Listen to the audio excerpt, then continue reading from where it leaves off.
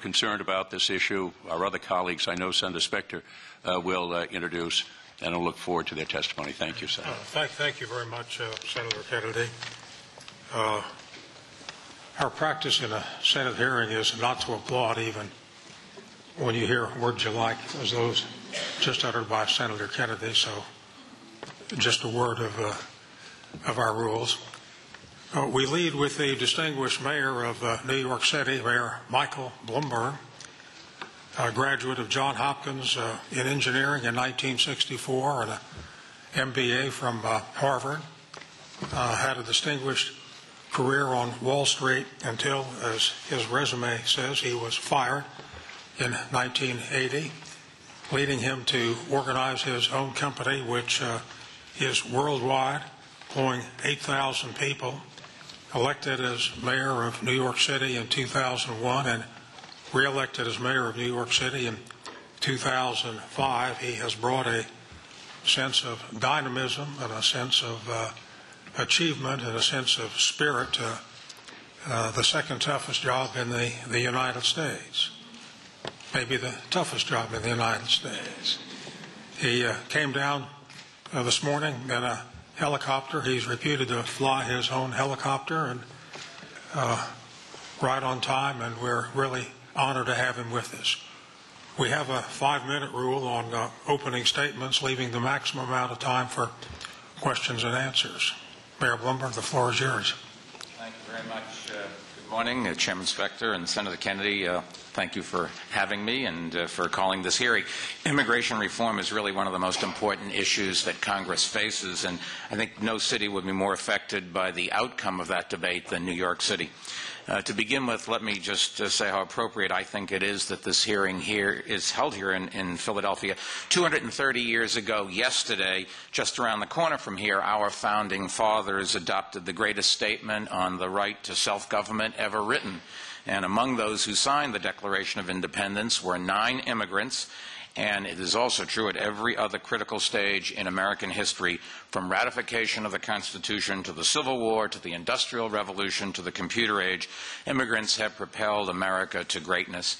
Today, we really remain a nation of immigrants. People from around the world continue to come here seeking opportunity, and they continue to make America the most dynamic nation in the world.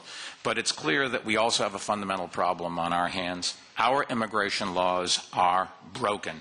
It is as if we expect border control agents to do what a century of communism could not: defeat the natural forces of supply and demand, and defeat the natural human instinct for freedom and opportunity.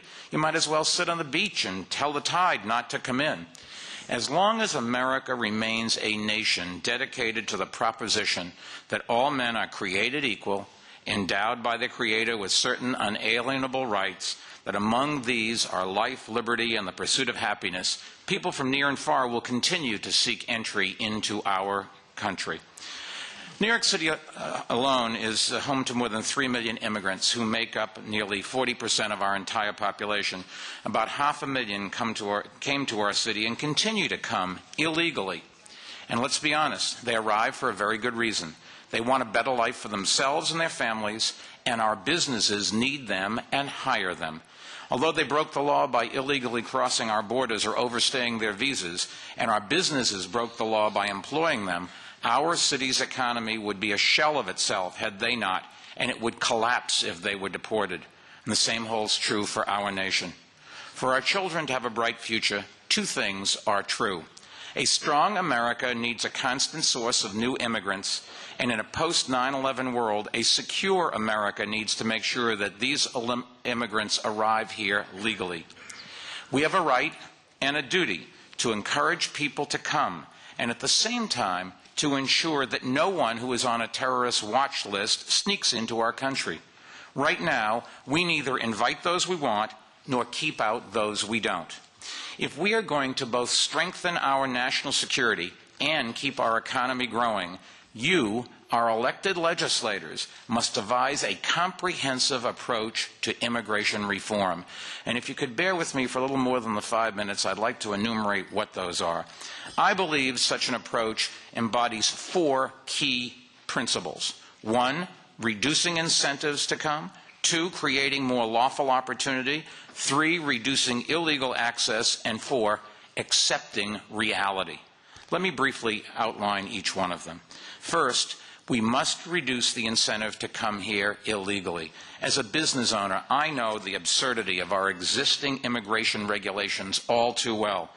Employers are required to check the status of all job applicants, but not to do anything more than just eyeball their documents. In fact, hypocritically, the federal law that Congress wrote, under that, employers are not even permitted to ask probing questions.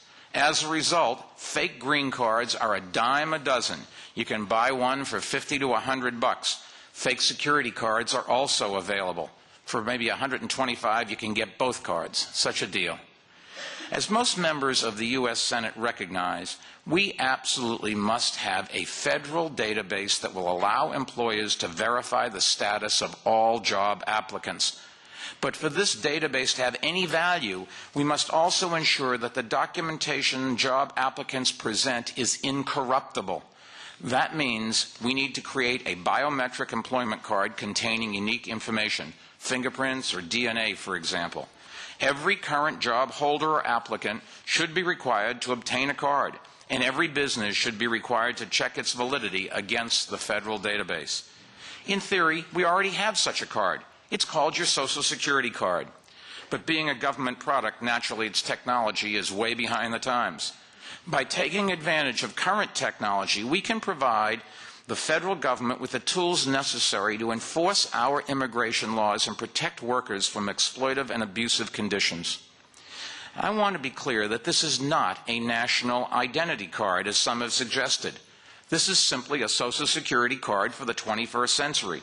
If you don't work, you don't need a card, but everyone who works would need to have an employment card, and everybody that works here legally already has one. There must also be stiff penalties for businesses that fail to conduct checks or ignore their results. Holding businesses accountable is the crucial step, because it is the only way to reduce the incentive to come here illegally. Requiring employers to verify citizenship status was the promise of the 1986 immigration bill, but it was an empty promise, never enforced by the federal government.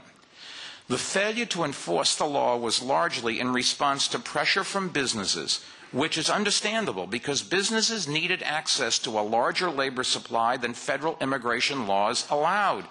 Apparently, fixing that problem by increasing legal immigration, as opposed to looking the other way on illegal immigration, was never seriously considered by Congress or the administration until very recently. Instead, by winking at businesses that hired illegal immigrants, the federal government sent a clear signal to those in other countries: if you can make it into our country, you'll have no trouble qualifying for employment.